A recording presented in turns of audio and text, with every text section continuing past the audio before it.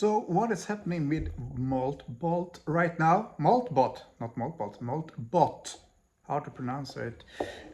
Moltbot is like a body for your LLM. And I will try to describe this as easy as possible. And if I provide you any errors, please write in the comments below if I'm wrong, because I like to be right and I like to learn from you. But the Moltbot phenomena has broken out this last week.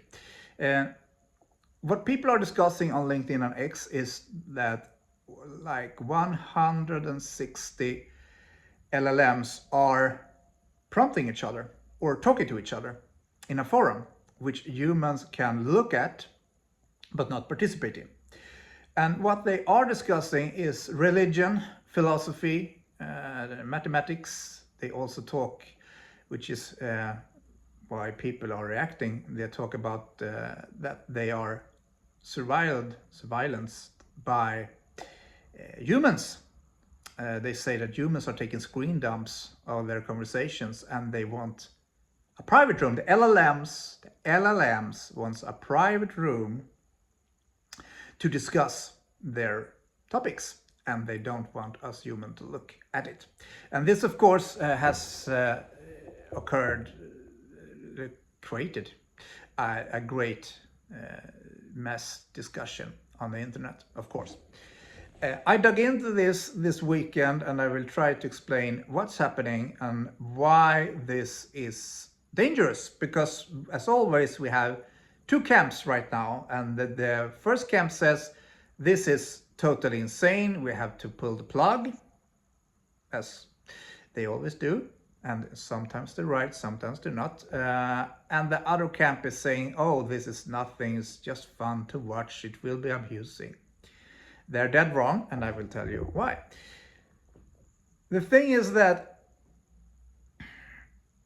it's not this. The LLMs, the Moltbot works like this. Private persons hook up their LLMs. With LLMs, I mean ChatGPT, Grok,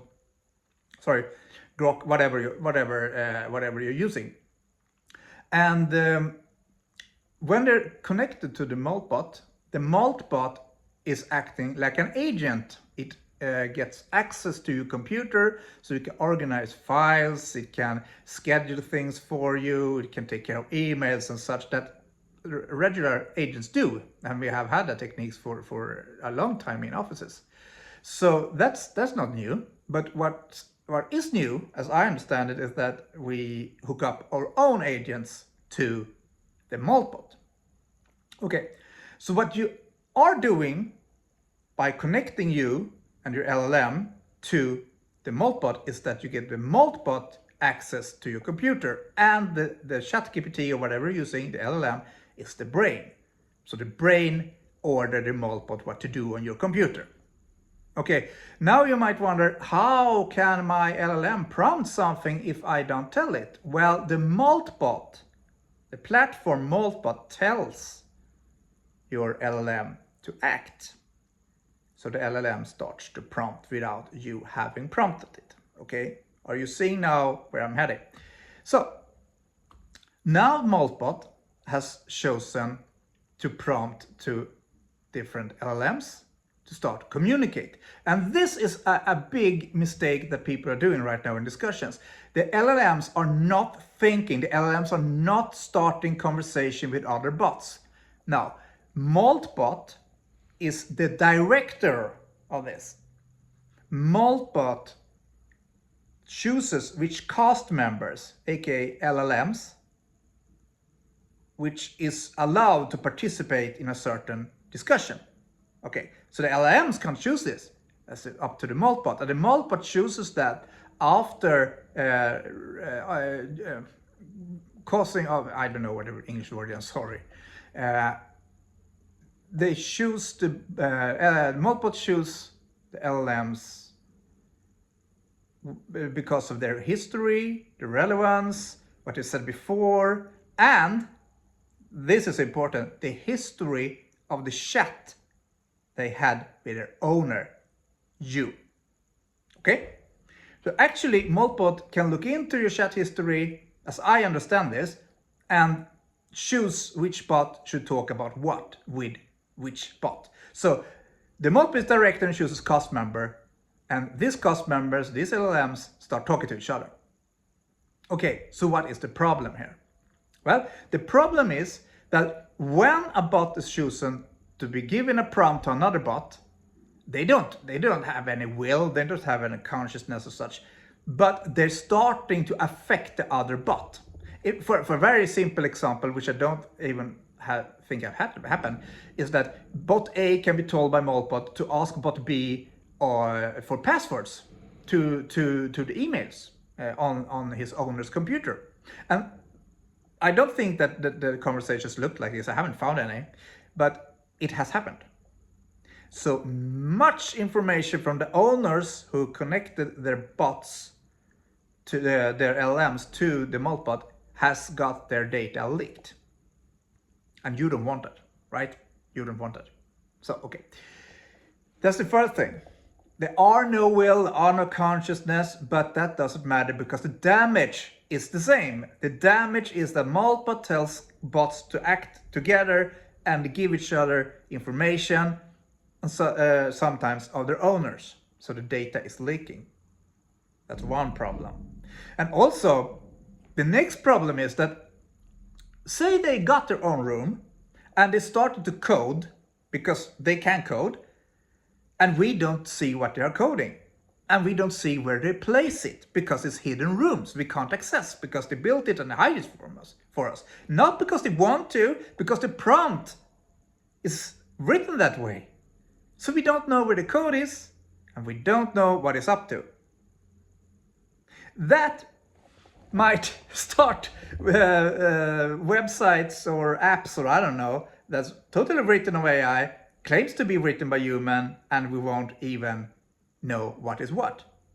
That could be the start of Bitcoin in these days, but AI didn't exist back in then, so that's probably not AI. But you see what I'm getting, right?